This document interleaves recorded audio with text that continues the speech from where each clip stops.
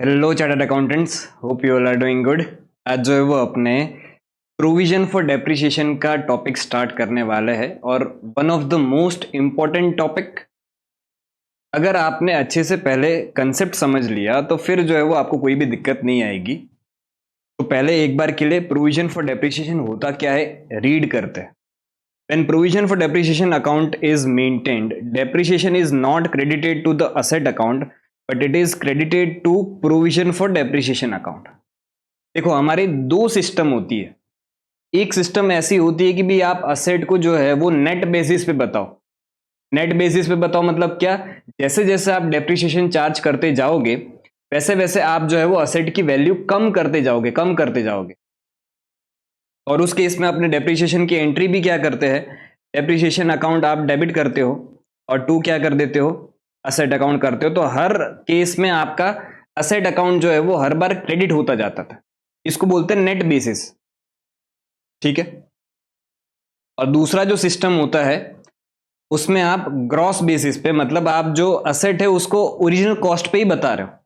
तो सर क्या इसका मतलब ये कि भी हम अगर असेट को ओरिजिनल कॉस्ट पे ही बता रहे हैं तो डेप्रिसिएशन चार्ज ही नहीं करेंगे? नहीं बेटा, असेट यूज हो रहा है, उस पे वेयर एंड टेयर लग रहा है तो डेप्रिसिएशन तो चार्ज होगा ही होगा।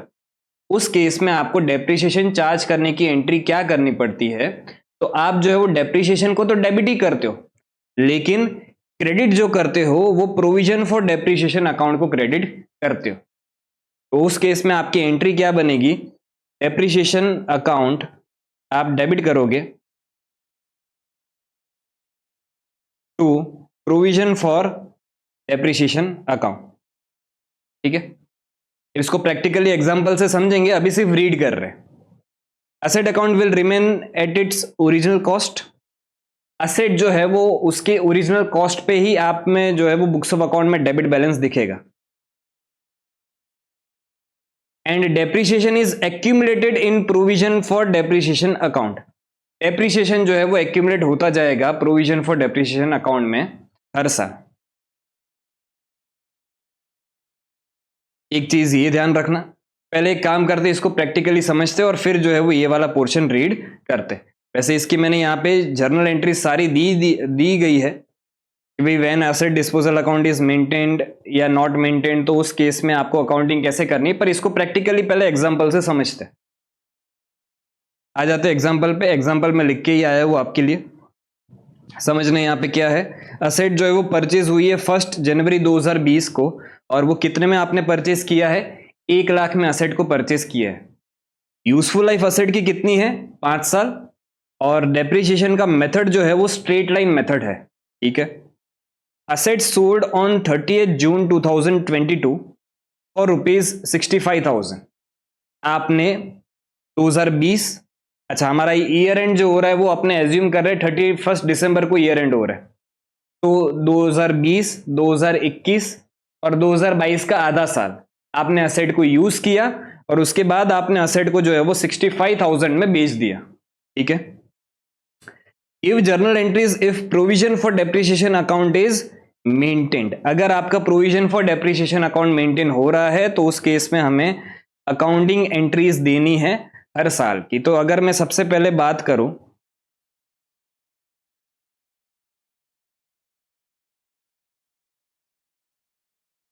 यहां पे लिख देते हैं ईयर 2020।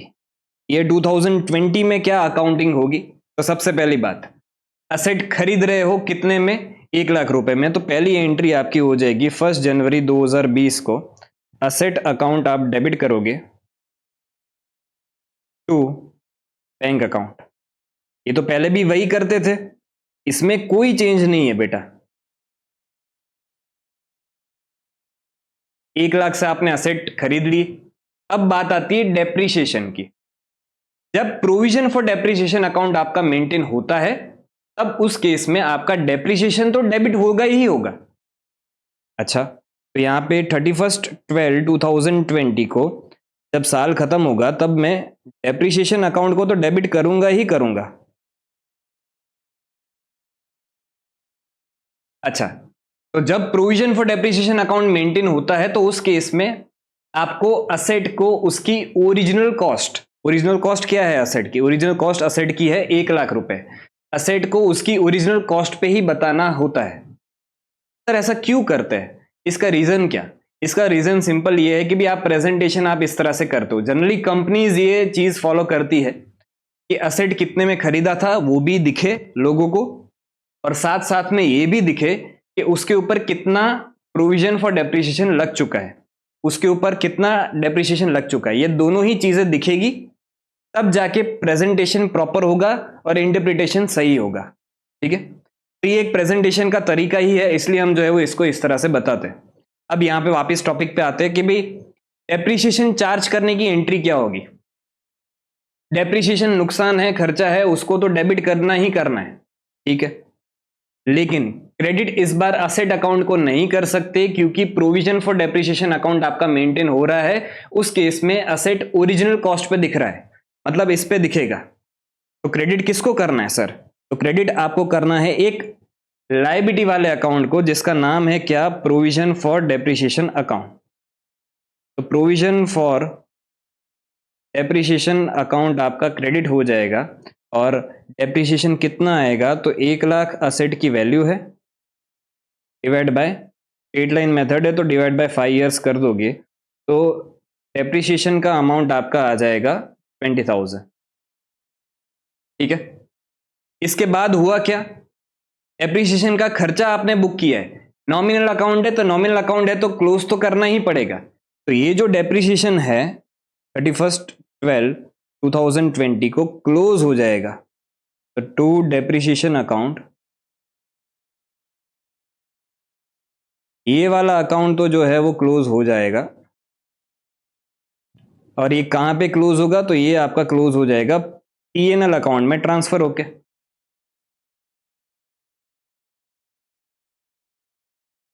तो सर इस अकाउंट को क्या करें? ये जो प्रोविजन फॉर डेप्रिसिएशन अकाउंट है इसको क्या करें?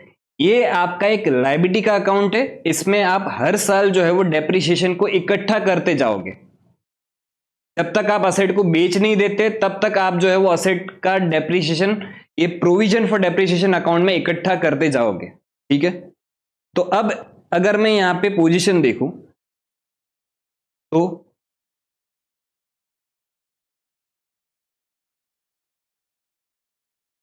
पोजीशन एज ऑन 31/12/2020, इस दिन क्या पोजीशन है अपनी? तो इस दिन हमारा पहली चीज असेट जो है उसका 1,00,000 से डेबिट बैलेंस दिख रहा है, और ये प्रोविजन फॉर डेप्रिसिएशन अकाउंट को तो आपने कहीं पे क्लोज किया नहीं है ना, तो इसको भी आप नेक्स्ट ईयर जो है वो कैरी फॉरवर्ड करके लेके जाओगे। तो यहाँ पे दूसरी चीज क्या होगी? दूसरी चीज यहाँ पे ये होगी कि आपका प्रोविजन अकाउंट जो है उसमें आपका 20,000 का क्रेडिट बैलेंस दिखेगा। अब अगर इसको मैं बैलेंस शीट में प्रेजेंट करूं तो बैलेंस शीट में आपको इसको किस तरह से प्रेजेंट करना है? बैलेंस शीट में प्रेजेंटेशन तो जैसे आपने डेप्रिसिएशन माइनस करते थे उसी तरह से होगी, समझना।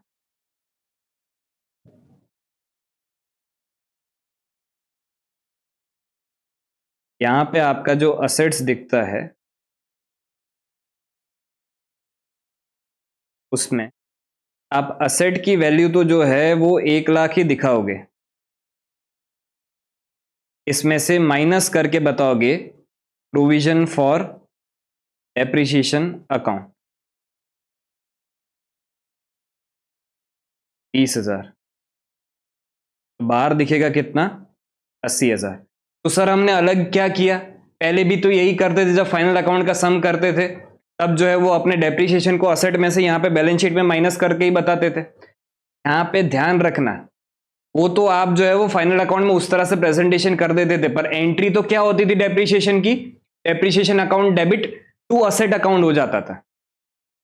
यहां पे एंट्री वो नहीं हुई है, यहां पे असेट का तो डेबिट बैलेंस ही दिख रहा है 1,00,000 से। आपने सिर्फ प्रेजेंटेशन पर्पस के लिए प्रोविजन को लायबिलिटी साइड ना बता के उसको असेट साइड माइनस किया है। जैसे कैसे अपने प्रोविजन फॉर डाउटफुल डेट होता है वो भी एक लायबिलिटी का अकाउंट है, उसको प्रेजेंटेशन पर्पस के लिए अपने लायबिलिटी साइड ना बता के जिस आइटम का वो प्रोविजन है, मतलब डेटर्स का वो प्रोविजन है, उस आइटम से माइनस करके बताते थे। सेम यहां पे भी वही चीज हमें करनी है। असेट है, असेट एक आइटम है, उसके रिलेटेड एक प्रोविजन है, उसको लायबिलिटी साइड ना बता के उसको असेट साइड ही हम माइनस करके बता रहे हैं। ठीक है, तो ये पहला साल खत्म हो गया आपका 2020। अब बात करते हैं फॉर ईयर 2021।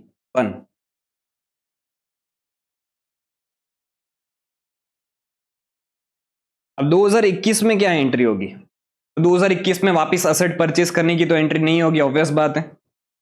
तो वापस इधर साल खत्म होगा 31/12/2021, आप डेप्रिसिएशन चार्ज करोगे,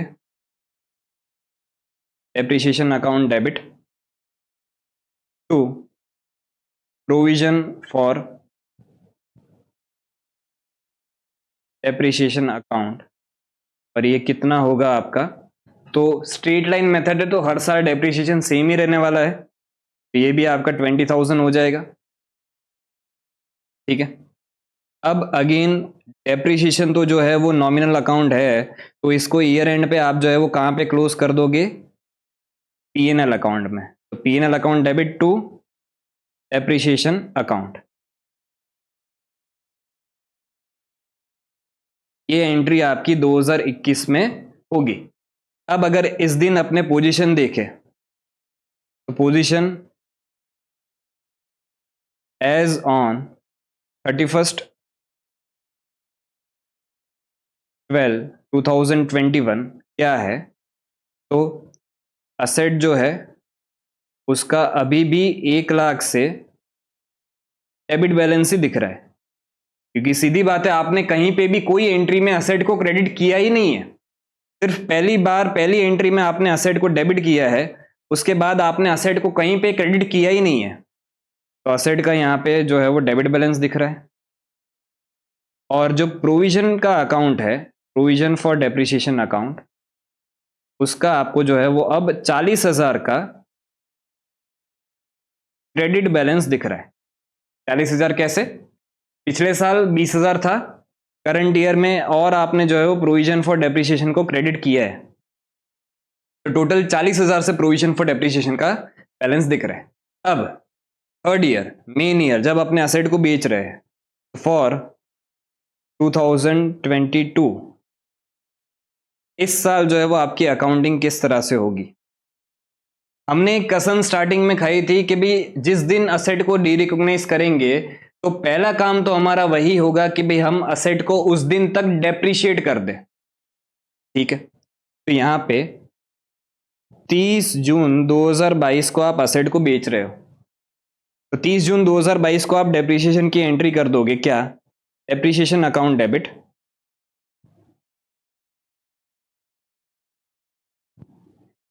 to provision for depreciation account.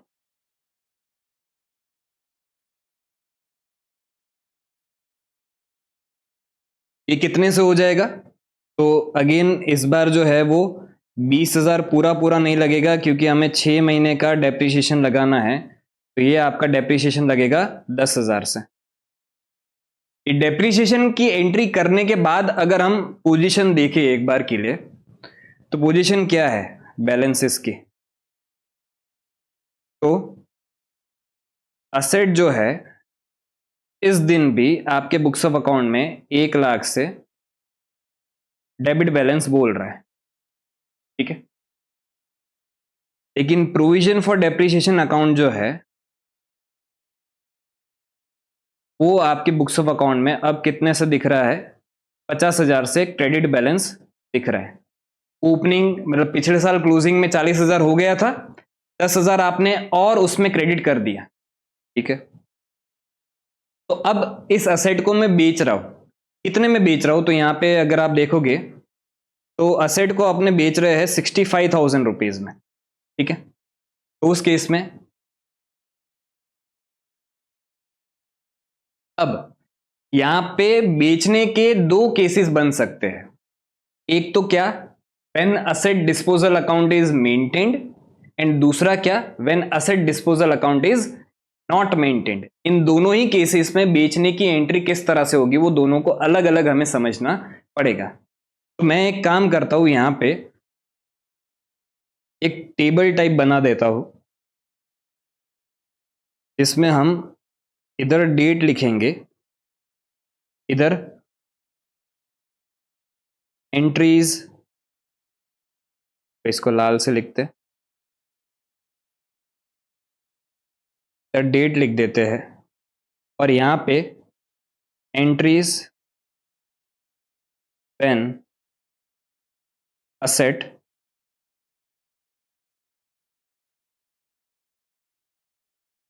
disposal account is not maintained। ठीक है, और दूसरा केस आपका बनेगा entries when asset disposal account is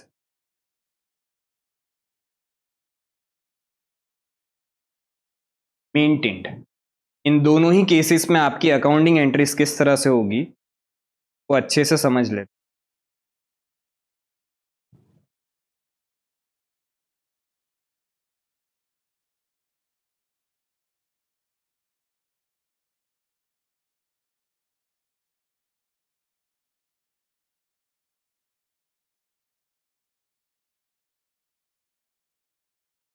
सबसे पहले अगर मैं बात करूं कि भाई when asset disposal account is not maintained, वैसे एसेट डिस्पोजल का टॉपिक हमने पिछले लेक्चर में अच्छे से कवर किया था। अगर नहीं पता है तो आप पिछले लेक्चर में देख लेना, टाइम स्टैम्प उसमें भी होगा। अब यहां पे अगर असेट डिस्पोजल अकाउंट आपका मेंटेन हो रहा है तो उस केस में अकाउंटिंग किस तरह से होगी, and asset disposal account maintain नहीं हो रहा है तो उस केस में अकाउंटिंग किस तरह से होगी। देखो, ये दोनों ही केसेस में यहां तक की तो जो अकाउंटिंग है, यहां तक की अकाउंटिंग वो सेम ही होने वाली है, कुछ चेंज नहीं होगा दोनों ही केसेस में।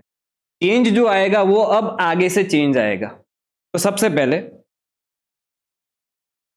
30 जून को अगर हम बात करें तो पहला केस अपने समझ लेते हैं कि भी asset disposal account is not maintained. आप जो है वो कोई भी असेट डिस्पोजल अकाउंट मेंटेन नहीं कर रहे हो, सिंपल अकाउंटिंग कर रहे हो। ठीक है, तो उस केस में समझना बेचने की एंट्री क्या होगी। 30 जून 2021 को, किसे के 22 है सॉरी, 30 जून 2022 को आप सबसे पहला काम जब भी बेचने का करोगे तो पहला काम ये करते हो कि भी असेट को उसकी ओरिजिनल कैरिंग अमाउंट पे लेके आते हो। ठीक है, ओरिजिनल कैरिंग अमाउंट पे लेके आते हो मतलब क्या, असेट अभी आपके बुक्स ऑफ अकाउंट में जो है वो कितने से दिख रहा है, असेट अभी आपके बुक्स ऑफ अकाउंट में दिख रहा है डेबिट बैलेंस 1 लाख से। अब अगर कंपेयर करें, असेट का बुक्स ऑफ अकाउंट में वैल्यू दिख रहा है 1 लाख, उसके सामने पैसे मिले 65,000, तो क्या हो गया, नुकसान हो गया? नहीं, एक्चुअल में आपका नुकसान नहीं हुआ है, क्योंकि असेट की आज की अगर मैं कैरिंग अमाउंट देखूं तो असेट का कॉस्ट 1 लाख था, पर उसके ऊपर डेप्रिसिएशन टोटल कितना लग चुका है, 50,000 लग चुका है। तो असेट की आज की वैल्यू तो क्या है, 50,000 ही है। तो सिंपली मैं पहले क्या करूंगा, जब भी आप असेट को बेचते हो तब ये प्रोविजन फॉर डेप्रिसिएशन अकाउंट जो है आपका, इसका अब कुछ काम नहीं रहता है, तो इसको आप सबसे पहले क्लोज करते हो। प्रोविजन फॉर डेप्रिसिएशन अकाउंट को क्लोज करना है तो इसका क्रेडिट बैलेंस है, क्लोज करने के लिए डेबिट करना पड़ेगा, तो प्रोविजन फॉर डेप्रिसिएशन अकाउंट आपका यहां पे डेबिट होगा।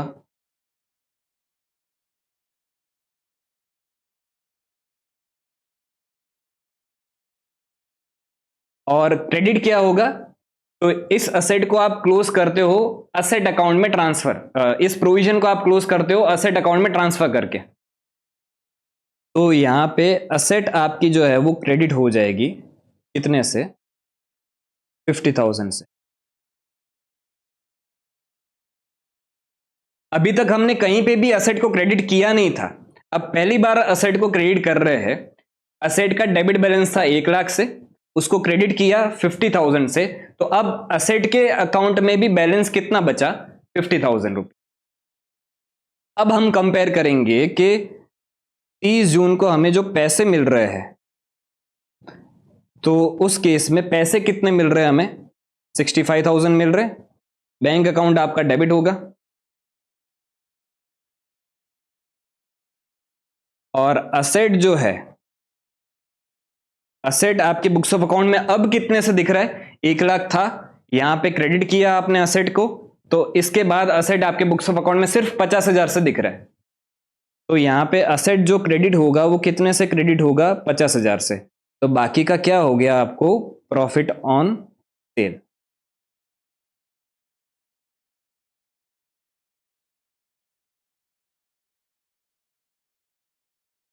$15,000 का। क्लियर? ये अकाउंटिंग आपकी होगी जब आपका असेट डिस्पोजल अकाउंट मेंटेन नहीं हो रहा है। अच्छा, अगर असेट डिस्पोजल अकाउंट मेंटेन हो रहा है तो उस केस में आपको 2 एंट्री करनी पड़ती है। एक, देखो, अगर असेट डिस्पोजल अकाउंट मेंटेन हो रहा है तो उसमें नॉर्मल मेथड में हमने क्या सीखा था कि भी असेट का जो भी कैरिंग अमाउंट है उसको ट्रांसफर कर दो असेट डिस्पोजल अकाउंट में, और फिर सेल की जितनी भी एंट्री हो असेट डिस्पोजल अकाउंट में करो। ऐसा हमने नॉर्मल मेथड में कल सीखा था। अब जब provision for depreciation account maintain हो रहा है और उसमें भी आपका असेट डिस्पोजल अकाउंट भी मेंटेन हो रहा है, तो उस केस में अकाउंटिंग किस तरह से होगी? आप दोनों को ही, ये जो दोनों चीजें आपको दिख रही है, असेट 1 लाख से डेबिट बैलेंस दिख रहा है, प्रोविजन फॉर डेप्रिसिएशन 50,000 से क्रेडिट बैलेंस दिख रहा है, ये दोनों को इंडिविजुअली अलग अलग एंट्री से provision for asset disposal account में ट्रांसफर करोगे।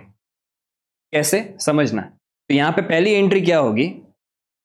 असेट मेरा कितने से दिख रहा है बुक्स ऑफ अकाउंट में? असेट मेरा दिख रहा है 1 लाख से। मुझे असेट को ट्रांसफर करना है असेट डिस्पोजल अकाउंट में, तो एंट्री क्या हो जाएगी? असेट को ट्रांसफर करना है तो असेट को तो क्रेडिट करूंगा, तो टू असेट अकाउंट कर दूंगा 1 लाख, और डेबिट क्या करूंगा? तो डेबिट करूंगा asset disposal account.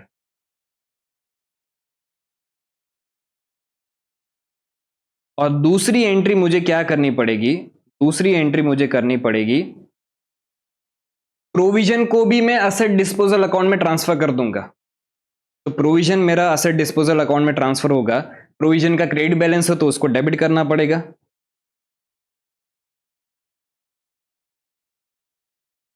Provision for depreciation account debit 50,000 to asset disposal account 50,000। इस तरह से मैं असेट डिस्पोजल अकाउंट में दोनों ही चीजों को इंडिविजुअली ट्रांसफर कर दूंगा। अब अगर हम देखें तो असेट डिस्पोजल यहां पे डेबिट हुआ 1 लाख से, और असेट डिस्पोजल यहां पे क्रेडिट हुआ 50,000 से। तो net on net asset disposal account में भी बैलेंस कितना दिख रहा होगा? तो असेट डिस्पोजल अकाउंट में भी बैलेंस दिख रहा होगा 50,000।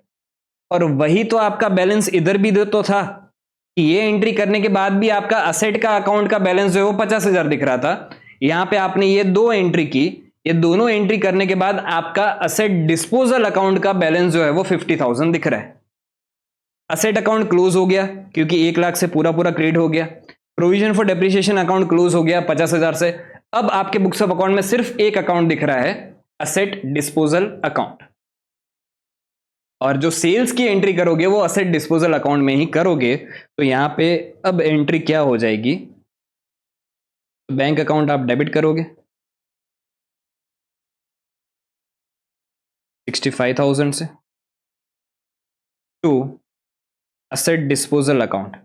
और असेट डिस्पोजल कितने से दिख रहा है?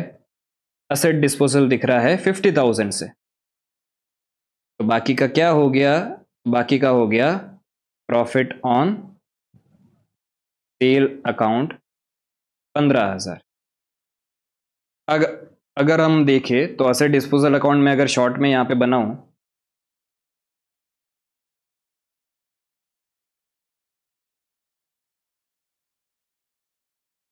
तो वो किस तरह से दिखेगा?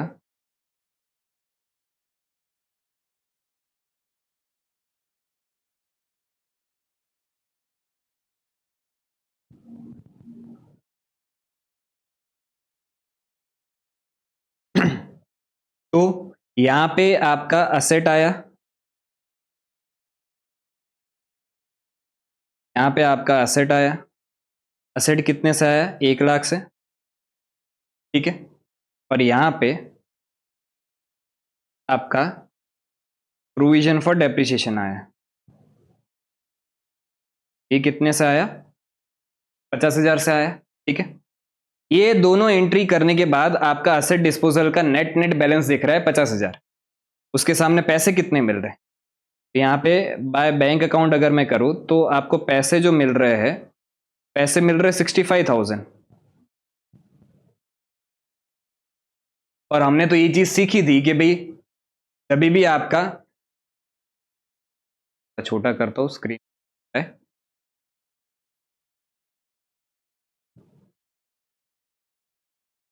हमने ये चीज सीखी थी कि जब आपका असेट डिस्पोजल अकाउंट मेंटेन होता है और उस केस में जब असेट बेच देते हो तो असेट डिस्पोजल को आपको जीरो कर देना है। तो यहां पे अगर आप देखोगे तो इस साइड बैलेंस आ रहा है, डेबिट साइड, डेबिट साइड कितना बैलेंस आ रहा है, 15,000 का। तो ये 15,000 का आपका क्या है, ये 15,000 का आपका है टू प्रॉफिट ऑन सेल। इस तरह से आपका दोनों साइड जो है वो 1,15,000 आ जाएगा। क्लियर, सिंपल था। तो इस तरह से आपकी प्रोविजन फॉर डेप्रिसिएशन की अकाउंटिंग होगी। आई होप आपको ये एग्जांपल से पूरा प्रोविजन फॉर डेप्रिसिएशन का कंसेप्ट जो है वो अच्छे से क्लियर हो गया होगा, ठीक है। अब इसको थोड़ा सा बुक में रीड कर लेते हैं, एक दो प्रोविजंस और मेरे को पढ़ाने हैं, तो यहां पे समझना पहले तो। When provision for depreciation account is maintained, depreciation is not credited to the asset account, but it is credited to provision for depreciation। ये हमने देख लिया कि भी असेट को क्रेडिट नहीं करोगे, प्रोविजन फॉर डेप्रिसिएशन को क्रेडिट करोगे। असेट जो है वो उसकी ओरिजिनल कॉस्ट पे ही दिखेगी हमेशा, और प्रोविजन फॉर डेप्रिसिएशन अकाउंट में आपका डेप्रिसिएशन जो है वो एक्यूमुलेट होता जाएगा, ठीक है।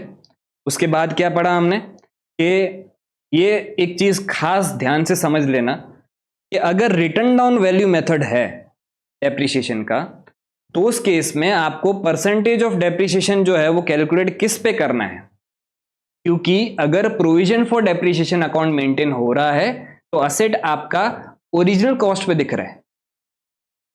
पर ओरिजिनल कॉस्ट पे तो रिटर्न डाउन वैल्यू मेथड में तो परसेंटेज ओरिजिनल कॉस्ट पे तो नहीं लगाते, उस पे तो हम कौन सी अमाउंट पे लिखाते, रिटर्न डाउन वैल्यू पे अपने जो है वो परसेंटेज कैलकुलेट करते। तो हर एक टाइम, हर एक साल आपको क्या करना पड़ेगा, जब डेप्रिसिएशन की कैलकुलेशन कर रहे हो तो उधर आपको डेप्रिशिएबल वैल्यू कैलकुलेट करनी पड़ेगी, ओरिजिनल कॉस्ट में से आपको एक्यूमुलेटेड डेप्रिसिएशन माइनस करना पड़ेगा। उसके बाद जो रिटर्न डाउन वैल्यू आएगी उसके ऊपर आप परसेंटेज लगाओगे। वो अपने सम में प्रैक्टिकली अभी समझेंगे, इसके बाद जो सम करने वाले उसमें यही चीज समझने वाले। तो इस तरह से जो है वो आपका डेप्रिसिएशन कैलकुलेट किया जाएगा। अकाउंटिंग जो है वो किस तरह से होगी, तो ये एंट्रीज यहां पे सारी लिखी गई है जो अभी हमने डिस्कस की, ठीक है। तो अब आ जाते हैं सम्स पे।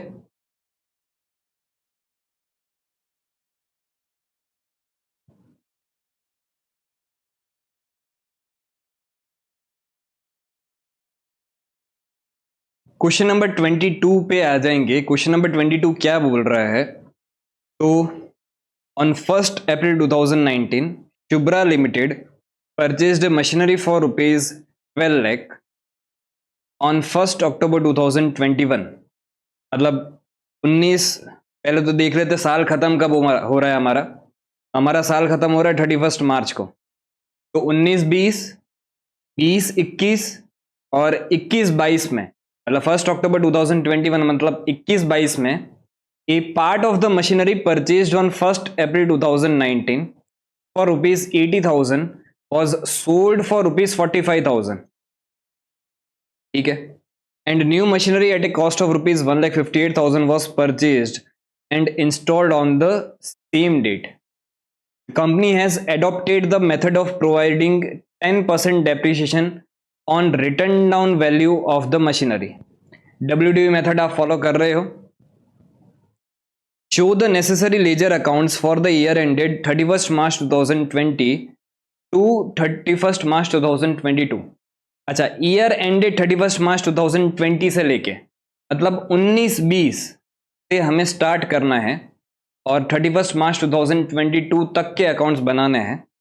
अगर आपका provision for depreciation account is not maintained, मतलब ये तो हमें नॉर्मल मेथड से ही करना है जो अभी तक करते आ रहे थे, and provision for depreciation account is maintained. इन दोनों ही केस में अकाउंटिंग आपकी किस तरह से होगी वो आपको देखना है।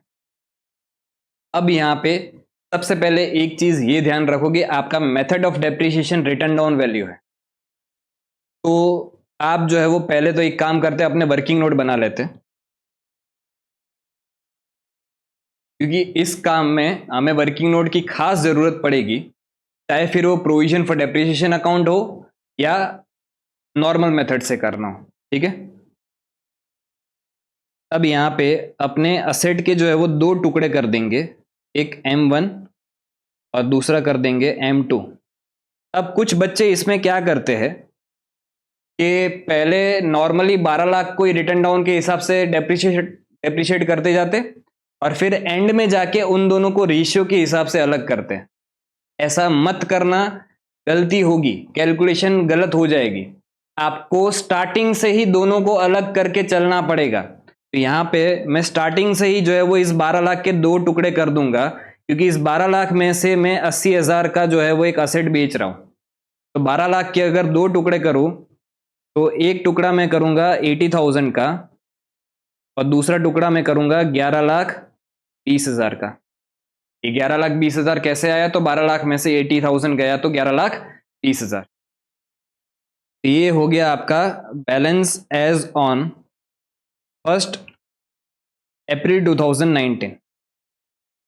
ठीक है, अब अगर मैं यहाँ पे डेप्रिसिएशन कैलकुलेट करूँ तो डेप्रिसिएशन फिर माइनस करेंगे, डेप्रिसिएशन फॉर 2019-20 ये कितना आएगा? तो 80,000 इंटू आपका परसेंटेज जो है वो कितना है? 10% है, 10%, और यहाँ पे 11,20,000 इंटू 10%।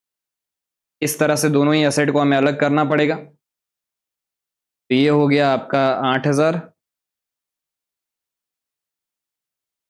और ये हो गया आपका 1,12,000। ये माइनस करने के बाद आपको यहाँ पे बैलेंस मिलेगा, बैलेंस एज ऑन 1 अप्रैल 2020, या ऐसा बोलो 31 मार्च 2020। ठीक है, तो इधर आपका इसका बैलेंस मिला 72,000 और 11,20,000 में से 1,12,000 माइनस करोगे तो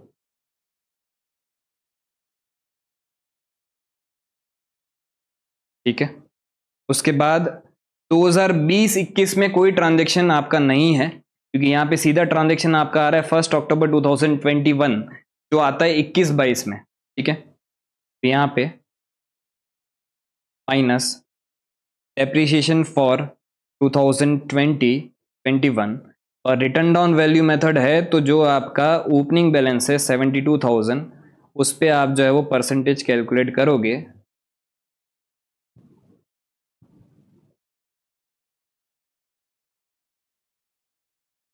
तो यहाँ पे आपका अमाउंट आ जाएगा 7200 और इधर आपका अमाउंट आ जाएगा 1,00,800। ठीक है, फिर आपको इधर ये करने के बाद मिल जाएगा बैलेंस एज ऑन 1/4/2021। ठीक है, तो ये बैलेंस आपको मिलेगा इधर 72,000 माइनस 7200, तो ये हो गया आपका 64,800 और 1,00,800 माइनस 1,00,800 ये हो गया आपका 9,07,000। ठीक है, अब ये जो M1 है M1 को अपने बेच रहे हैं, M1 को अपने बेच रहे हैं, कितने में बेच रहे हैं? तो इसको हम बेच रहे हैं 45,000 में बेच रहे हैं, ठीक है। तो पहला काम हमारा क्या होगा कि जिस दिन बेच रहे हैं उस दिन तक का डेप्रिसिएशन लगा दे। तो यहां पे माइनस डेप्रिसिएशन फॉर 2021-22। तो ये जो असेट है इस पे आपका 64,800 इंटू 10% इंटू 6/12, क्योंकि आप कब बेच रहे हो? 1 अक्टूबर 2021, 1 अप्रैल से लेके 1 अक्टूबर, 6 महीने। तो ये आपका हो जाएगा 64,800 इंटू 10% 6/12, ये हुआ आपका 3240। और ये वाली असेट में तो कोई एडजस्टमेंट एज सच नहीं है, तो इसके ऊपर तो सीधा सीधा 10% के हिसाब से 90,720 डेप्रिसिएशन लग जाएगा। ये करने के बाद आपको रिटर्न डाउन वैल्यू मिल जाएगी दोनों ही एसेट की। तो अगर इसकी देखें तो 64,800 माइनस 3240, ये आई आपकी 61,560। और इसकी देखें तो 90,720 प्लस माइनस 90,720, 816,480, 816,8।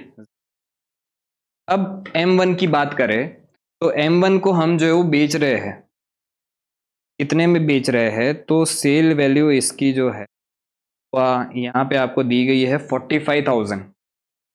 तो यहाँ पे माइनस करेंगे अपने 45,000। तो ये करने के बाद आपको यहाँ पे मिल जाएगा लॉस ऑन सेल। कितना लॉस मिलेगा? तो 61,560 माइनस 45,000, 16,560। आपको यहाँ पे 16,560 लॉस मिलेगा, ठीक है। हमने वर्किंग नोट बना ली। अब हमें दोनों ही तरह से, एक तो पहले नॉर्मल मेथड से, और फिर if provision for depreciation account maintain होता है तो उस केस में अकाउंटिंग किस तरह से होगी वो हमें समझनी है। पहले नॉर्मल मेथड से जल्दी से सॉल्व कर लेते हैं, उसमें कुछ खास टेक्निकल पॉइंट नहीं है, ठीक है। तो इधर अगर मैं, अच्छा, वर्किंग नोट दोनों के लिए सेम रहेगी, उसमें 2 बार वर्किंग नोट बनाने की जरूरत नहीं है। यहां पे मैं लिख भी देता हूं थोड़े से बड़े अक्षरों में कि if provision for depreciation account is not made,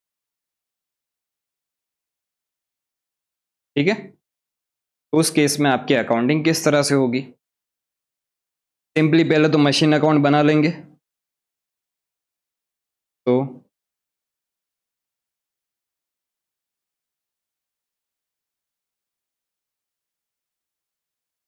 date particulars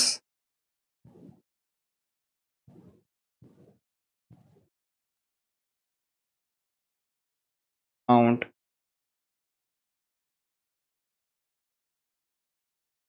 particular,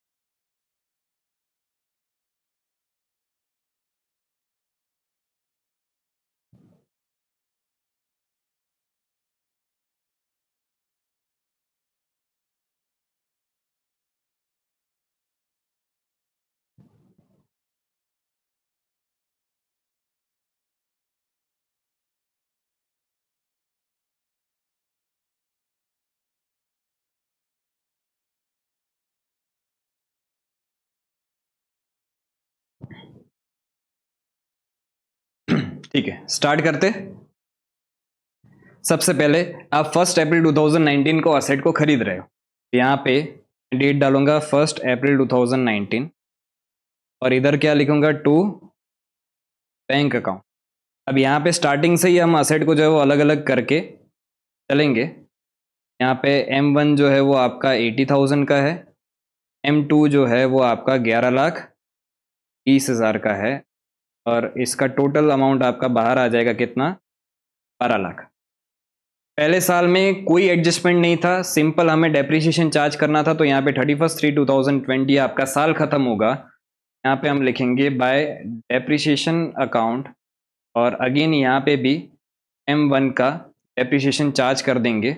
अभी हम नॉर्मल मेथड से कर रहे हैं, प्रोविजन फॉर डेप्रिसिएशन पे नहीं आया है अभी तक, तो ये आपका चार्ज हो जाएगा 8,000 और 8,000 का हो जाएगा 1,12,000। टोटल आपका हो जाएगा 12 + 20 लाख सर। और यहाँ पे 31/3/2020 को बाय बैलेंस कैरिड डाउन हम कर देंगे। कैरिड डाउन जो है वो M1 को आप करोगे 80,000 - 8,000 72,000। M2 का आपका जो है वो कैरिड डाउन कितना होगा, तो यहाँ पे देख ही लेते हैं, 1,008,000 1,008,000 दोनों का टोटल कर दे 1,008,000 10,80,000, ये आपका टोटल हो जाएगा।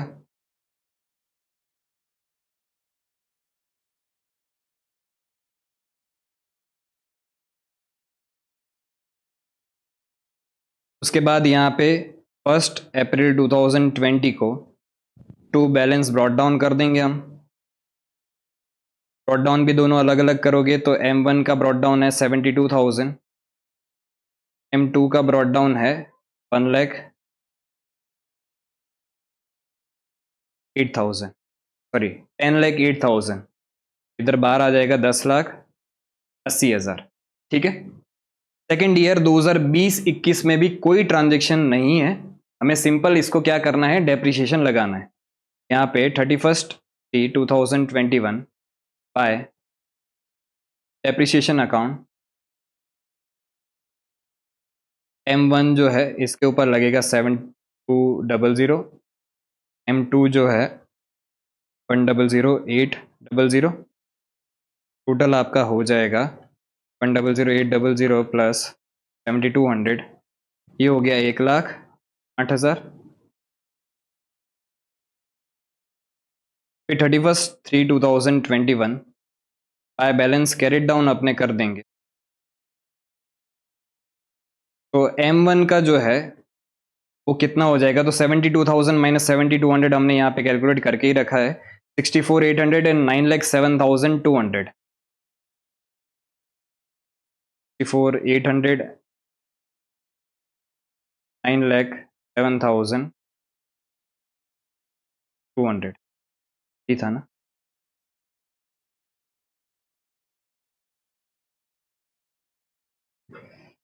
तो 64,800 प्लस 9,07,200 ये हो गया आपका 9,72,000।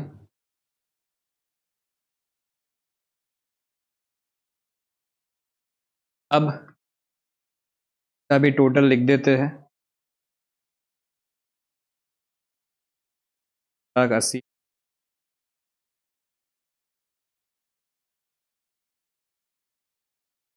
यहाँ पे बैलेंस ब्रॉट डाउन हो जाएगा आपका 1 अप्रैल 2021 टू बैलेंस ब्रॉट डाउन। तो M1 का जो बैलेंस रहेगा वो कितना रहेगा, 64,800। M2 का जो बैलेंस रहेगा वो 9,07,200 रहेगा और बाहर आ जाएगा 9,72,000। अब 1 अक्टूबर 2021 को हम दो ट्रांजेक्शन कर रहे हैं। एक ट्रांजेक्शन आपका क्या हो रहा है कि भाई आप जो है वो असेट खरीद रहे हो, and new machinery was purchased and installed on the same date. तो एक असेट बेच रहे हो, M1 बेच रहे हो, M3 जो है वो खरीद रहे हो, तो पहले खरीदने की एंट्री कर देते। यहाँ पे 1 अक्टूबर 2021 खरीद रहे हो असेट को, तो यहाँ पे क्या लिखोगे, टू बैंक अकाउंट को नाम दे देते हैं M3। ये कितने में खरीद रहे हो, तो 1,58,000 में आप इसको खरीद रहे हो, ठीक है। अब बेचने की एंट्रीज कर देते हैं। बेचने की एंट्री करने से पहले हमें 1/10/2021 को डेप्रिसिएशन चार्ज करना पड़ेगा M1 का, जो आपका बनता था कितना, 3240। ये कहाँ से आया, तो यहाँ से हमने लिखा है 3240, ठीक है। ये करने के बाद आपको पैसा भी मिल रहा है 1/10/2021 को, बाय बैंक अकाउंट आप लिख दोगे 145,000, और आपको कुछ नुकसान भी हो रहा है by loss on sale account, ये भी M1 का ही है। ये आपको हो रहा है 16560, 16560, ठीक है। इस तरह से आपने M1 को अपने बुक्स ऑफ अकाउंट से खत्म कर दिया। अगर आप देखोगे तो ये टोटल एंड ये टोटल आपका मैच हो रहा होगा, ठीक है। अब बात करते हैं बाकी जो दो असेट बच गई है उसकी। इन दोनों असेट को भी तो आपको डेप्रिशिएट करना पड़ेगा ना। तो यहाँ पे साल जब खत्म होगा 31/3/2022 आएगा, तब वापिस आपको बाय डेप्रिशिएशन अकाउंट करके एंट्री तो करनी पड़ेगी।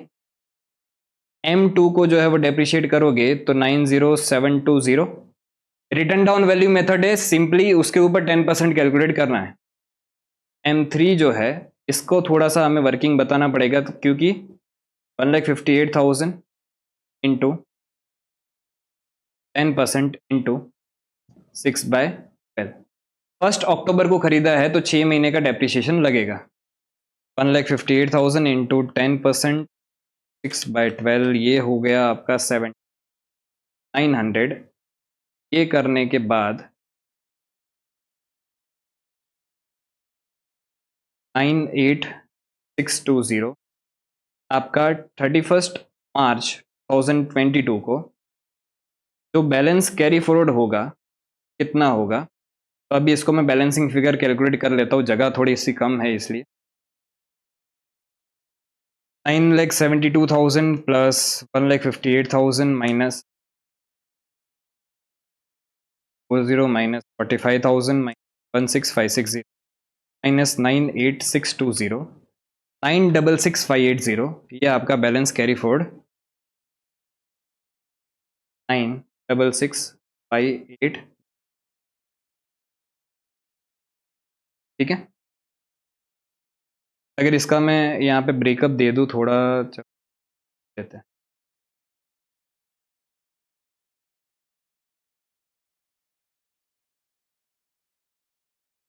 तो M2 जो है उसका बैलेंस कितना बचेगा, तो वो तो हमने कैलकुलेट करके रखा है 816,480, 816,880। और M3 जो है उसका बैलेंस कितना बचेगा, तो 1,58,000 माइनस 7,900, 1,50,100। ये टोटल करने से आपका इधर आंसर आ जाएगा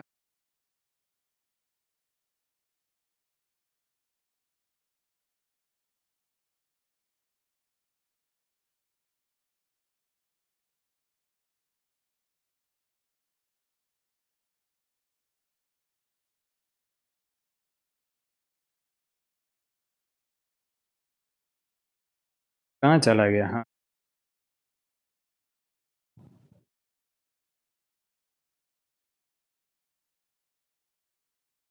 कौन लिख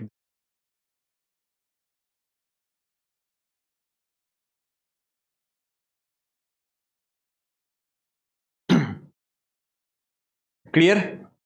ये जो हमने किया वो नॉर्मल मेथड के हिसाब से किया। अब यही सम पूरा हमें प्रोविजन फॉर डेप्रिसिएशन अकाउंट से maintain, provision for depreciation account वाली सिस्टम से करना है, ठीक है। तो उस केस में अब आपका दो अकाउंट बनेंगे, एक मशीन अकाउंट बनेगा और दूसरा प्रोविजन फॉर डेप्रिसिएशन अकाउंट भी बनेगा। ठीक है, बना लेते हैं। पहले यहां पे हेडिंग डाल देते हैं कि if provision for depreciation account is intend,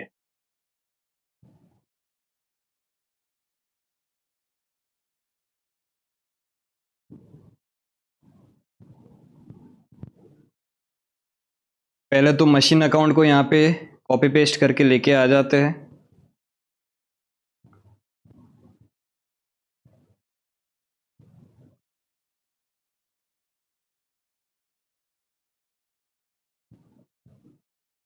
और एक और अकाउंट हमें बनाना है, इस बार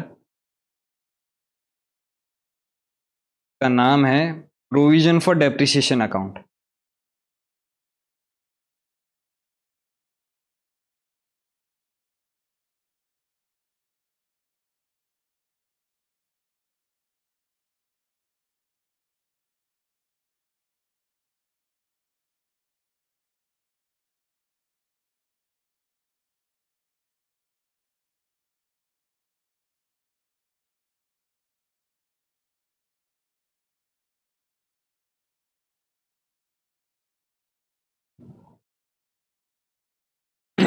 ठीक है,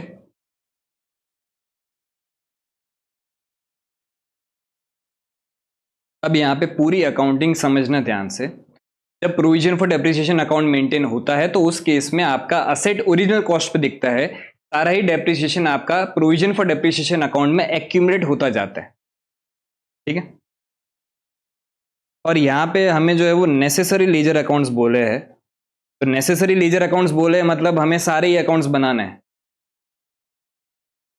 अब देखो ध्यान से सुनना, जब कभी भी क्वेश्चन में आपको इंफॉर्मेशन ना दी गई हो कि प्रोविजन फॉर डेप्रिसिएशन वाला तो मेथड है, बट उसमें असेट डिस्पोजल मेंटेन करना है कि नहीं करना है, क्योंकि हमने देखा कि प्रोविजन फॉर डेप्रिसिएशन में भी दो तरीके हो सकते हैं, asset disposal is maintained and not maintained. तो उस केस में आपको क्या करना है, जब क्वेश्चन नेसेसरी लेजर बोल रहा है या स्पेसिफिकली आपसे पूछ नहीं रहा है कि कितने कितने अकाउंट मेंटेन करने हैं, जब ऐसा नेसेसरी लेजर बोला गया हो तब असेट डिस्पोजल अकाउंट भी बना दो साथ में। तो अब यहां पे मेरे तीन अकाउंट बनेंगे, मशीनरी अकाउंट तो बनेगा ही बनेगा, प्रोविजन फॉर डेप्रिसिएशन अकाउंट भी बनेगा, असेट डिस्पोजल अकाउंट भी बनेगा, और एडिशनली एक और अकाउंट हम बना देंगे डेप्रिसिएशन अकाउंट, क्योंकि हमें यहां पे सारी नेसेसरी लेजर बोला है। ठीक है, बना लेते हैं। तो इधर मैं असेट तो एक ही बेच रहे हैं अपने, एक काम करते हैं इधर ही छोटा सा असेट डिस्पोजल अकाउंट बना लेते हैं।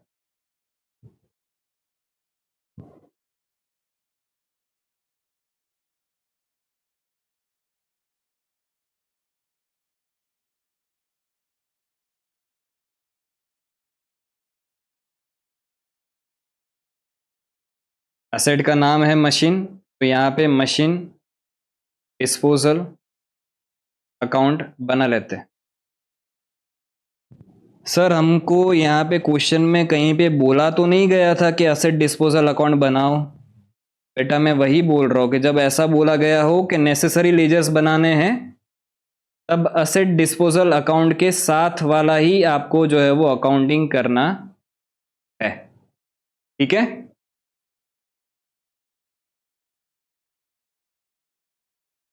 ओके। अब यहाँ पे स्टार्ट करते हैं अकाउंटिंग को। सबसे पहले 1 अप्रैल 2019 को आप असेट खरीद रहे हो, कितने में खरीद रहे हो, 12 लाख में खरीद रहे हो, लेकिन हमने असेट को अलग अलग कर दिया है इस बार। यहाँ पे 1 अप्रैल 2019 टू बैंक अकाउंट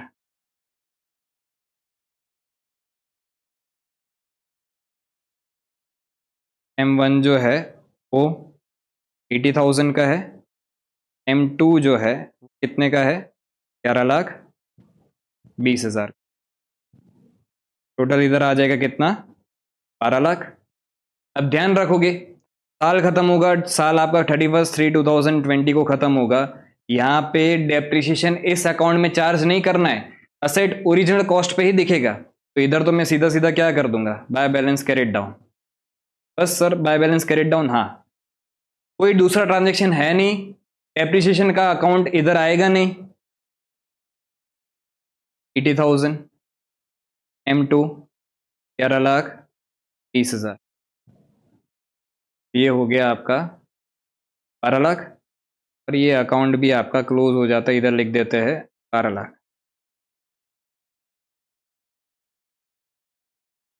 अब यही चीज देखो, साल खत्म होगा तो डेप्रिसिएशन तो चार्ज करना ही है, असेट अकाउंट में नहीं करेंगे बट डेप्रिसिएशन तो चार्ज करेंगे। एंट्री क्या बनेगी आपकी डेप्रिसिएशन चार्ज करने की, तो 31/3/2020 को आप डेप्रिसिएशन अकाउंट को डेबिट करोगे और प्रोविजन फॉर डेप्रिसिएशन अकाउंट को क्रेडिट करोगे। यहाँ पे M1 का डेप्रिसिएशन आपका हो जाएगा 8,000, M2 का डेप्रिसिएशन आपका हो जाएगा 10% के हिसाब से 1,12,000। तो टोटल डेप्रिसिएशन आपका हुआ 1,30,000। ठीक है, ये ऊपर हमने वर्किंग नोट सारी बना ली है, इसलिए वापस यहाँ पे मैं सारी चीजें लिख नहीं रहा हूं, वर्किंग्स। ठीक है, अब साल खत्म हुआ तो ये प्रोविजन फॉर डेप्रिसिएशन अकाउंट को भी आप नेक्स्ट ईयर जो है वो कैरी फॉरवर्ड करोगे। इधर मेरा 31/3/2020 को टू बैलेंस कैरिड डाउन हो जाएगा। M1 का बैलेंस आपका कैरिड डाउन होगा 8,000, M2 का बैलेंस आपका कैरिड डाउन होगा 1,12,000, टोटल आपका हो जाएगा 1,30,000।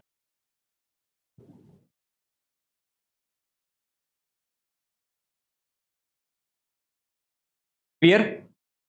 उसके बाद ये जो आपने कैरिड डाउन किया उसको नेक्स्ट ईयर आपको ब्रॉट डाउन भी करना पड़ेगा। तो यहाँ पे 1/4/2030 को आप बाय बैलेंस ब्रॉट डाउन करोगे। M1 8,000, M2 1,12,000, टोटल हो जाएगा 1,30,000। ठीक है, ब्रॉट डाउन कर दिया, इसको भी ब्रॉट डाउन कर दिया और असेट को भी ब्रॉट डाउन कर देते हैं। यहाँ पे 1 अप्रैल 2020 टू बैलेंस ब्रॉट डाउन हो जाएगा आपका।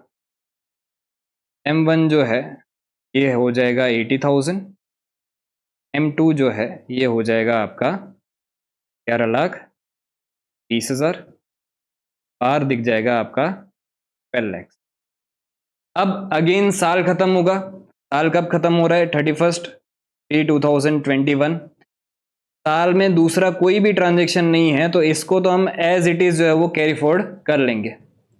तो M1 आपका कैरी फॉरवर्ड हो गया 80,000, M2 आपका कैरी फॉरवर्ड होगा 11,30,000, तो इधर आएगा 12 लाख।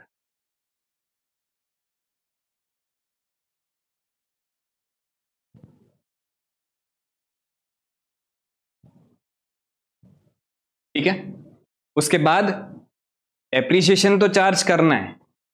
क्या एंट्री करोगे डेप्रीशिएशन चार्ज करने की, डेप्रीशिएशन अकाउंट डेबिट,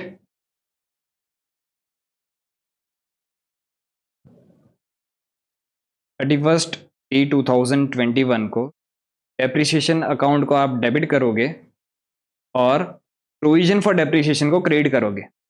ध्यान रखोगे रिटर्न डाउन वैल्यू मेथड है, ओरिजिनल कॉस्ट पे परसेंटेज कैलकुलेट नहीं कर पाओगे। मतलब इस वैल्यू पे आप परसेंटेज कैलकुलेट नहीं कर पाओगे, ये वाली वैल्यू पे आपको तो रिटर्न डाउन वैल्यू पे कैलकुलेट करना पड़ेगा। अब हमने तो वर्किंग नोट बना दी है, वर्किंग नोट हमने बनाई, हमने सेकेंड ईयर का डेप्रिसिएशन कैलकुलेट किया, कितना आ रहा है 72,000 इधर और इधर 1,08,000, तो 7,200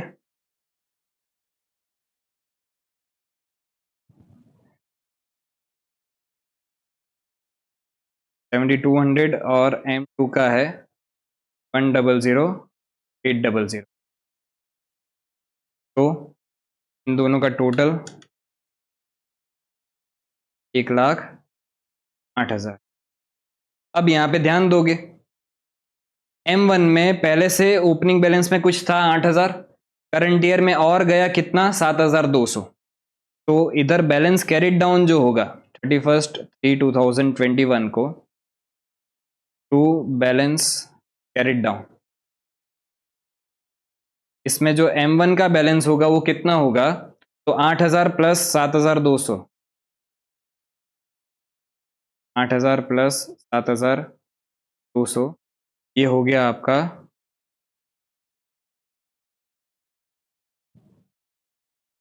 15,000। M2 का 1,12,000 प्लस 1,08,000, तो 1,12,000 प्लस एक, ये हो गया आपका 212,800।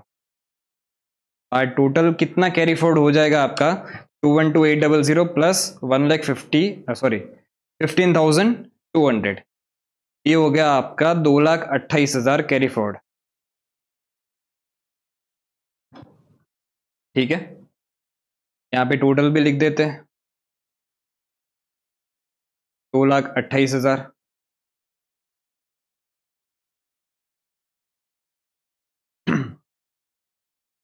अब नेक्स्ट ईयर आएगा, आप इसको ब्रॉट डाउन करोगे 1/4/2021 को, बाय बैलेंस ब्रॉट डाउन,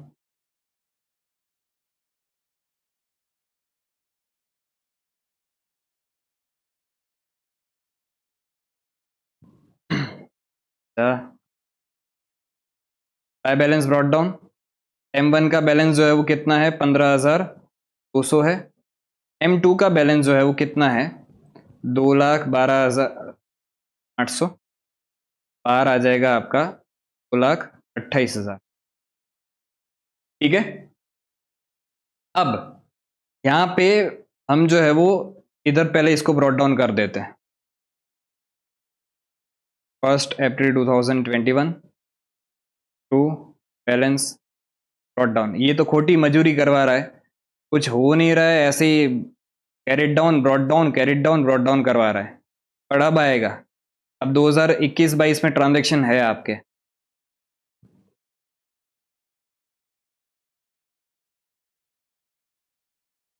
समझना।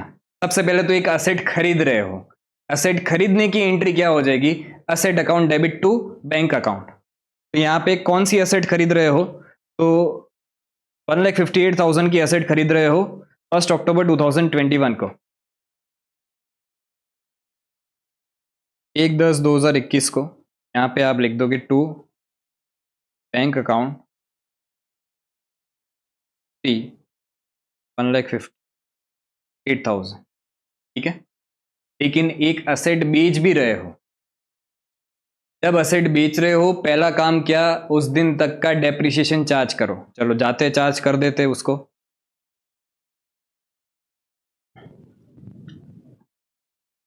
फर्स्ट अक्टूबर 2021 को आप यहाँ पे बाय डेप्रिसिएशन अकाउंट M1 का डेप्रिसिएशन चार्ज करोगे, और ये डेप्रिसिएशन हमने ऑलरेडी कैलकुलेट करके रखा है।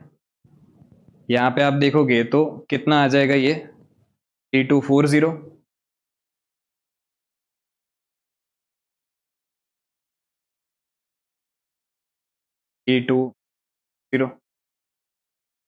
अब यहाँ पे समझना, जब असेट डिस्पोजल अकाउंट आपका मेंटेन होता है तो उस केस में इंडिविजुअली असेट को भी और प्रोविजन फॉर डेप्रिसिएशन को भी, दोनों को इंडिविजुअली असेट डिस्पोजल अकाउंट में ट्रांसफर करते हैं। यहाँ पे M1 का बैलेंस जो है वो कितना है, तो 15,200 तो ओपनिंग बैलेंस था, 3,240 करंट ईयर में चार्ज किया, तो टोटल M1 का बैलेंस पूरा ट्रांसफर हो जाएगा असेट डिस्पोजल अकाउंट में। तो 1/10/2021 को टू मशीन डिस्पोजल अकाउंट, और ये कितना ट्रांसफर होगा, तो 15,200 प्लस 3,240,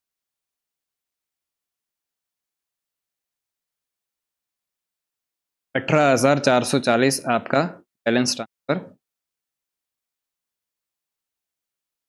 ठीक है, तो यहाँ पे एंट्री क्या हुई आपकी, provision for depreciation account debit किया और असेट डिस्पोजल अकाउंट को आपने क्रेडिट किया।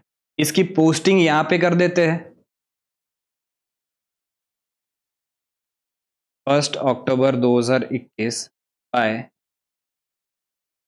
Provision for depreciation account 18,440। Provision transfer कर दिया। इसी तरह से असेट को भी ट्रांसफर करेंगे। असेट आपके बुक्स ऑफ अकाउंट में कितने से दिख रही है? 80,000 से दिख रही है। तो ट्रांसफर करोगे 1/10/2021 बाय मशीन डिस्पोजल अकाउंट और ये आपका ट्रांसफर हो जाएगा 80,000। ठीक है, इधर आ गया 1/10/2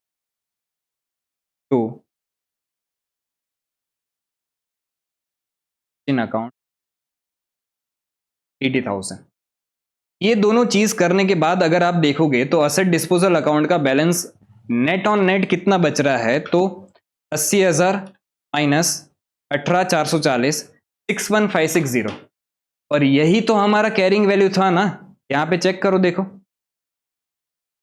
यहां पे हमारा कैरिंग वैल्यू जो है वो कितना था? 61,560 ही था ना। तो अब इसको बेच के हमें पैसे कितने मिल रहे हैं?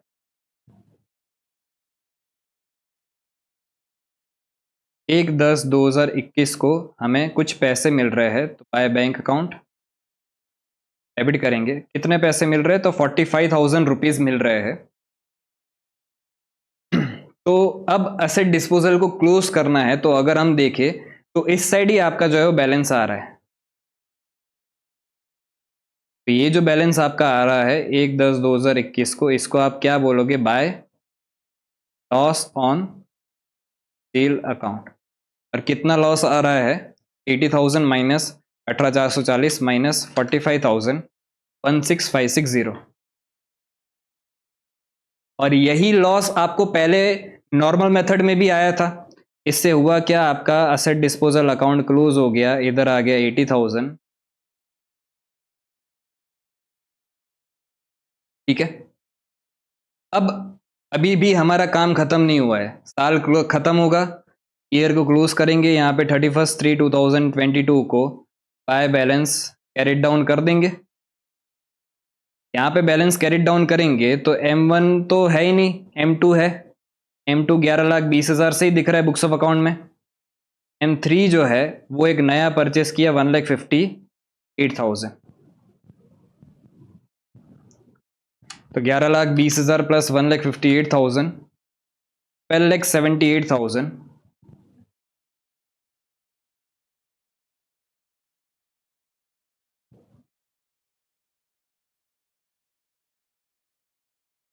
टोटल आपका हो जाएगा 13,58,000।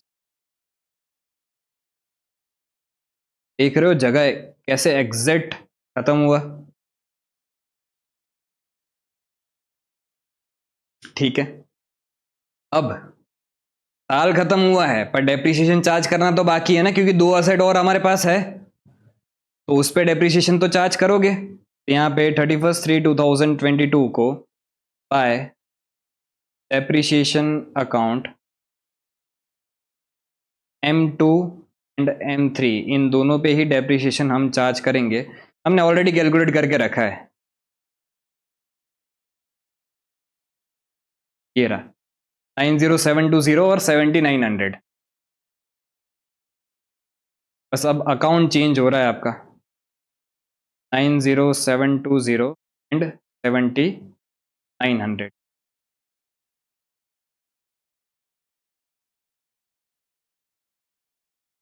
नाइन 8,620। अब यहाँ पे बैलेंस कैरी फॉरवर्ड कितना हो जाएगा? तो 31/3/2022 को टू बैलेंस कैरिड डाउन आपका होगा M2, सॉरी M1 तो रहा नहीं, M2 है। तो उसका ओपनिंग बैलेंस कुछ था 2,12,800 212,800 प्लस करंट ईयर में 90720 आपने चार्ज किया। तो इसका बैलेंस अब कैरी फॉरवर्ड हो गया 3,03,520 रुपये और M3 का बैलेंस जो है वो तो अभी स्टार्ट हुआ, तो इसका बैलेंस हो जाएगा 7900। कुछ ओपनिंग बैलेंस था नहीं इसका, तो 311420। यहाँ पे अगर मैं टोटल लिख दूं,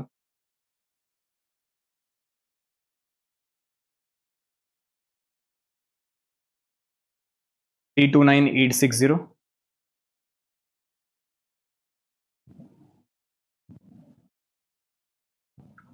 अब देखो, एक चीज ये करने के बाद क्रॉस वेरीफाई अगर हमें करना है तो समझना दोनों में,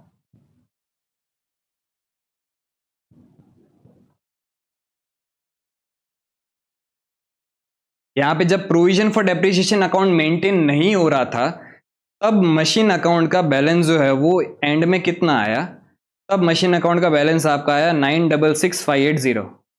ये अब अगर हम देखें जब provision for depreciation account maintain हो रहा है, तब मशीन का अगर रिटर्न डाउन वैल्यू देखें तो ये 12,78,000 तो कॉस्ट है, तो 12,78,000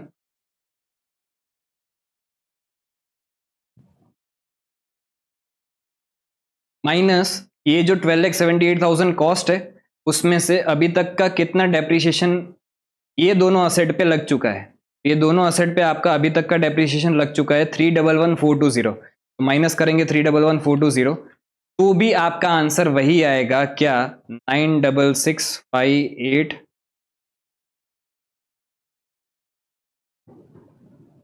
क्लियर?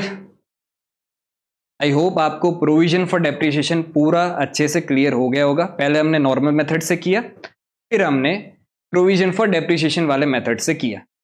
ठीक है, तो ये वाला सम भी आपका यहाँ पे कंप्लीट होता है।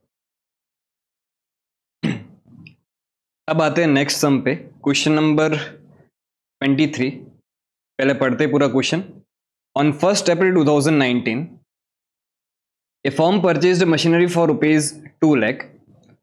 On 1st October 2000, on 1st October in the same accounting year, मतलब 2019 में ही, additional machinery costing rupees 1 lakh was purchased. और फिर उसके बाद क्या हो रहा है, on 1st October 2020 the machinery purchased on 1st April 2019, मतलब ये M1 की बात कर रहे हैं, ये M1, इधर भी M1 की बात कर रहे हैं। Having become obsolete was sold off for rupees 90,000।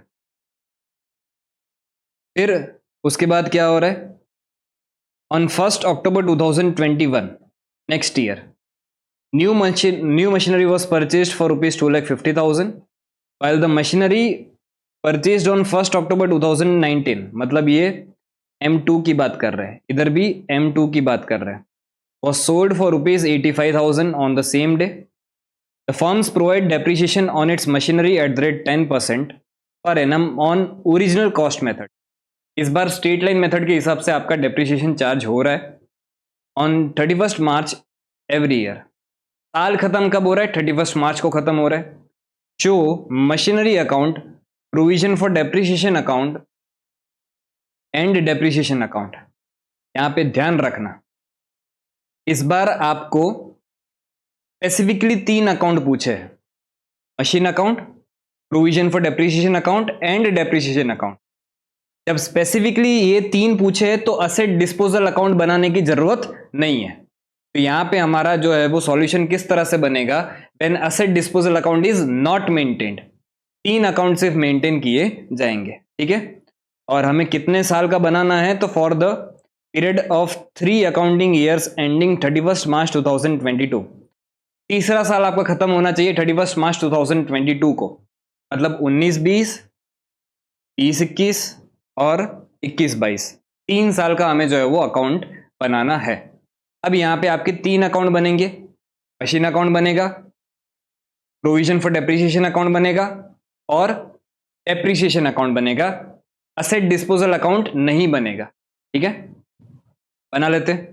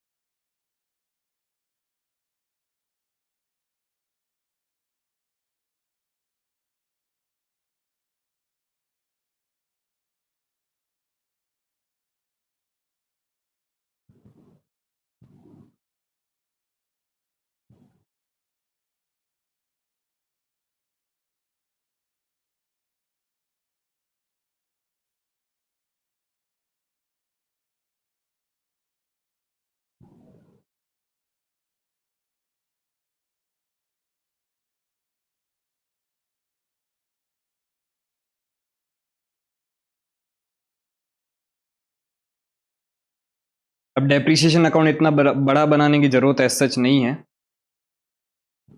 कि उसमें तो डेप्रिसिएशन अकाउंट जो है वो एंड में बना लेंगे, 2 मिनट का काम है।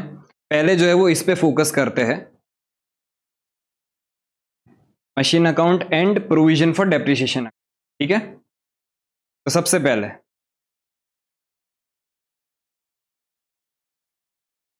आप 1 अप्रैल 2019 को असेट खरीद रहे हो, तो कितने में खरीद रहे हो? तो ये जो आप असेट खरीद रहे हो ये 2 लाख रुपए में खरीद रहे हो। ठीक है, एंट्री क्या बनेगी?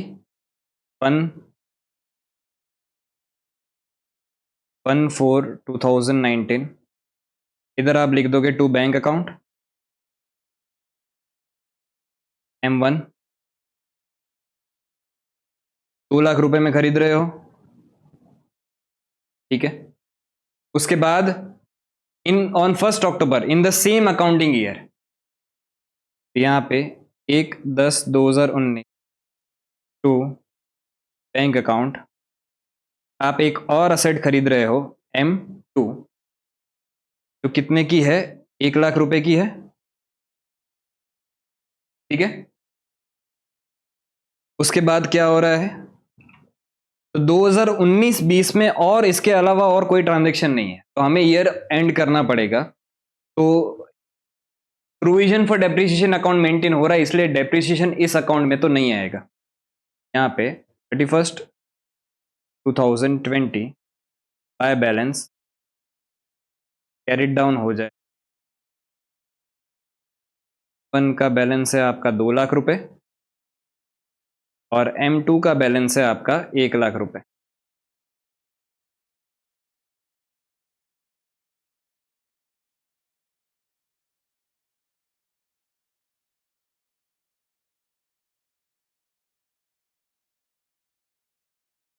और साल खत्म होगा तो हमें डेप्रिसिएशन तो चार्ज करना ही है।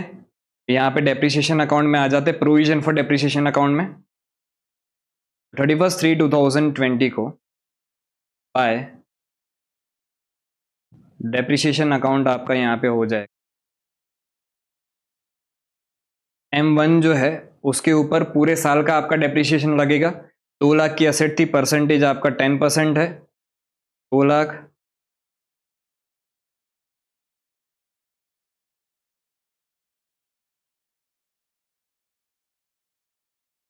2 लाख इन 10%, ये आपका इधर लग गया 20,000 रुपये। M2 जो है उसके ऊपर आपका 1 लाख की एसेट है, 1 लाख इंटू 10%। लेकिन ये पूरे साल का तो नहीं लगेगा, कितने पीरियड का लगेगा? तो ये आपका लगेगा 6 महीने का, क्योंकि 1 अक्टूबर को आपने जो है वो असेट खरीदी है, तो इंटू 6/12। तो ये आपका हो गया 10,000 5,000। टोटल आपका डेप्रिसिएशन लगा कितना? 25,000।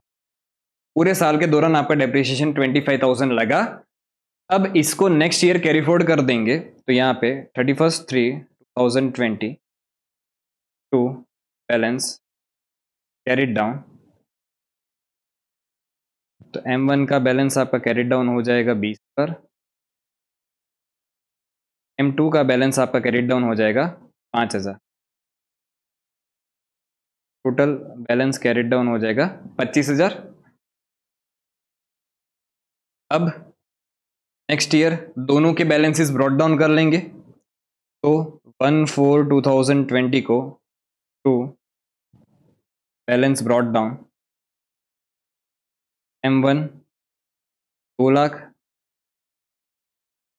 M2 1 लाख,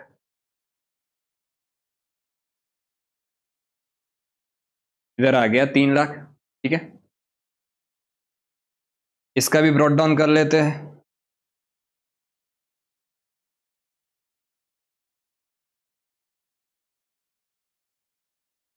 अब 2020-21 में क्या ट्रांजेक्शन हो रहे हैं?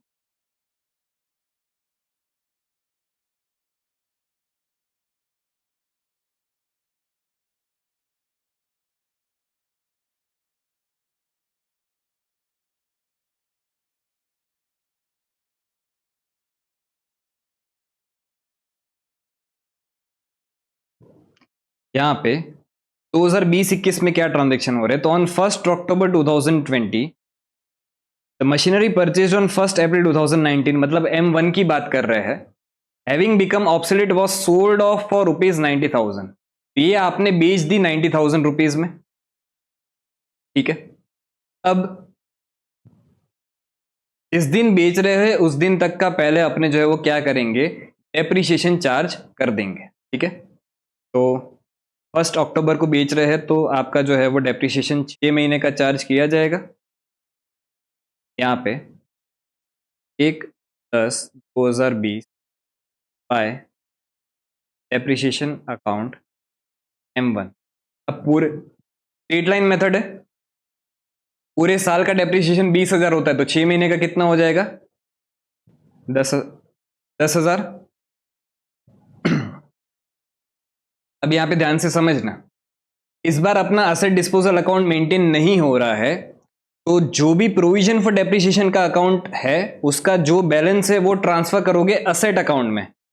प्रोविजन फॉर डेप्रिसिएशन अकाउंट इस बार डिस्पोजल अकाउंट में नहीं जाएगा, तो इधर बैलेंस इसका बचा कितना, तो 20,000 पहले से था, 10,000 और आया, टोटल 30,000 आप जो है वो ट्रांसफर करोगे। तो 1/10/2020 को टू मशीन अकाउंट आप कर दोगे सर प्लस 10,000, 30,000। अब ये एंट्री करने से हुआ क्या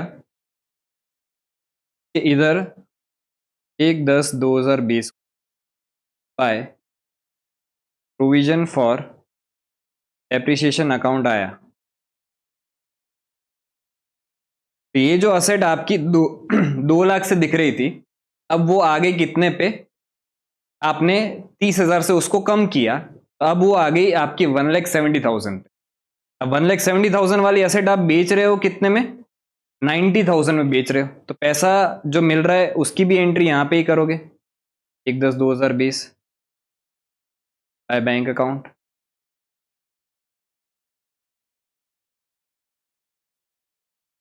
थाउजेंड, तो इससे आपको जो है वो क्या मिल जाएगा, by loss on sale account M1। तो 2 लाख की एसेट थी, उसको हमने डेप्रिशिएट किया 30,000 से, टोटल अभी तक माइनस 90,000 उसका पैसा मिला, लॉस ऑन सेल आपका हो गया कितना, 80,000। क्लियर।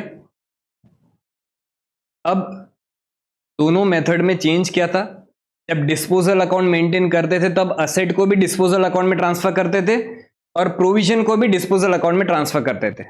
अब डिस्पोजल अकाउंट मेंटेन नहीं कर रहे तो उस केस में क्या करोगे, जो प्रोविजन है उसको असेट अकाउंट में, मशीन अकाउंट में ट्रांसफर करोगे, ताकि असेट जो है वो उसकी ओरिजिनल कैरिंग अमाउंट पे, बुक वैल्यू पे आ जाए। फिर जो है वो बैंक की एंट्री और सेल परचेज, बैंक की और प्रॉफिट लॉस की एंट्री आप उसी अकाउंट में कर दोगे।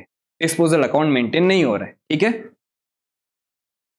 अब साल खत्म होगा तो यहां पे, अच्छा क्या हम इस दिन पे कोई कुछ परचेस कर रहे हैं क्या, 90,000 में बेच दिया ऑन 1 अक्टूबर 2021, तो 2020 में हम कोई जो है वो असेट परचेज नहीं कर रहे, तो यहाँ पे 31/3/2021 बाय बैलेंस कैरिड डाउन हो जाएगा आपका, और अब आपके बुक्स ऑफ अकाउंट में सिर्फ M2 बचा है, तो 1 लाख से आप जो है वो कैरी फॉरवर्ड कर दोगे।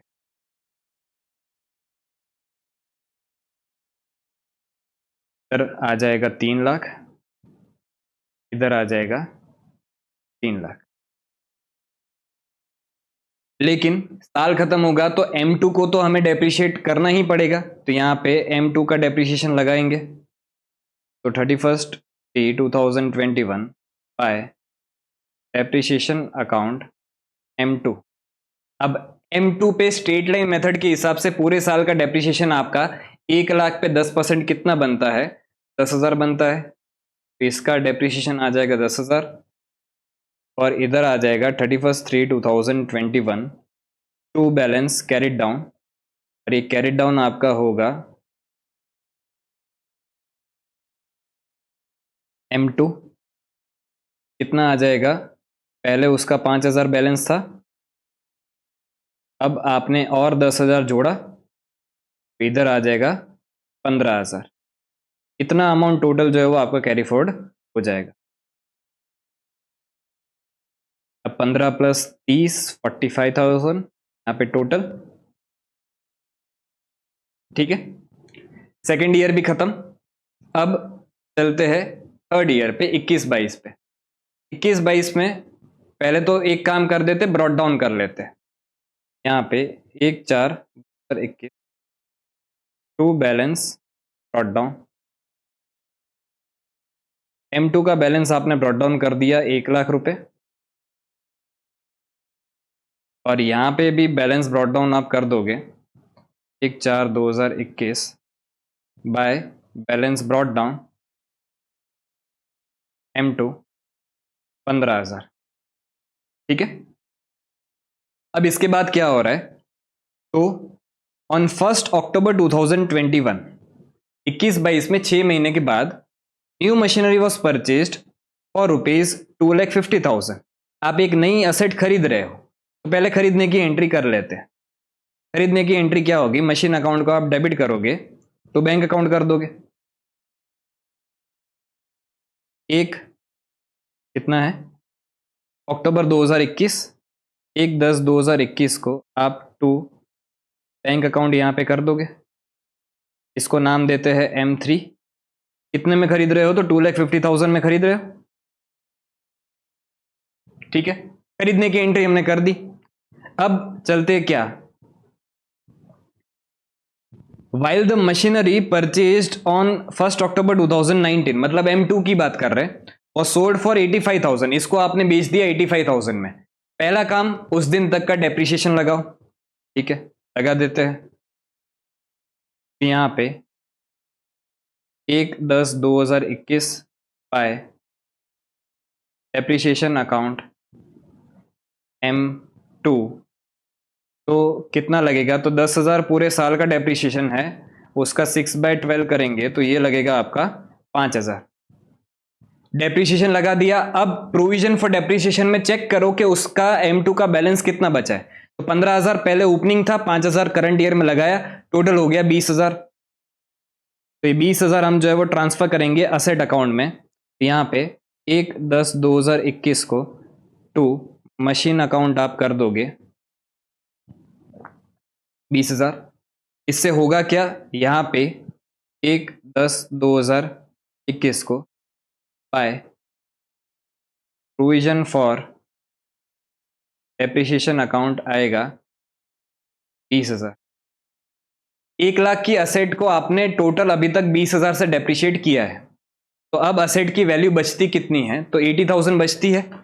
80,000 के सामने आपको पैसा कितना मिल रहा है, तो आपको पैसा मिल रहा है 85,000। तो यहां पे 85,000 बाय बैंक अकाउंट 1/10/2021, और असेट की वैल्यू देखने जाए तो 1,00,000 की असेट थी, 1,00,000 की असेट थी, और 20,000 आपका जो है वो अभी तक का डेप्रिसिएशन लग चुका था, तो 80,000 की असेट की नेट वैल्यू है। नेट वैल्यू 80,000 के सामने पैसा कितना मिल रहा है, 85,000। तो हमारा 5,000 का क्या हो गया, प्रॉफिट हो गया। तो यहां पे लिख देंगे 5,000 to profit on sale M2, 1/10/2021। ठीक है, अब साल खत्म होगा, तो साल खत्म होगा आपका 31/3/2022 को। इधर करेंगे अपने बाय बैलेंस कैरिड डाउन, और अब आपका असेट जो है वो सिर्फ एक ही बचा है, कौन सा, M2, सॉरी M3। तो M3 जो है वो आपका कितने का बच गया है, 2,50,000 का बचा है। ठीक है, फिर यहाँ पे टोटल कर दें तो 1,00,000 प्लस 2,50,000 प्लस 5,000 3,55,000।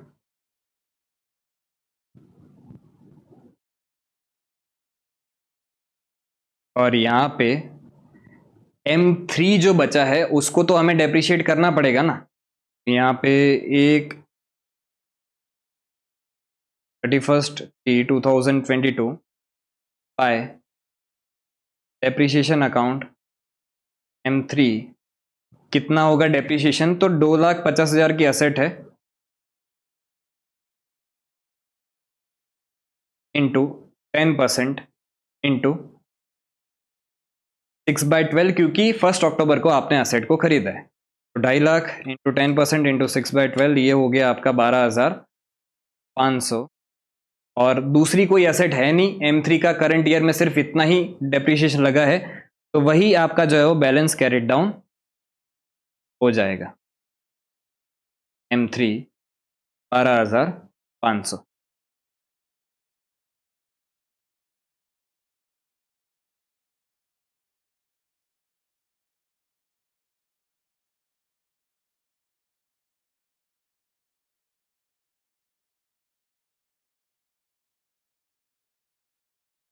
क्लियर?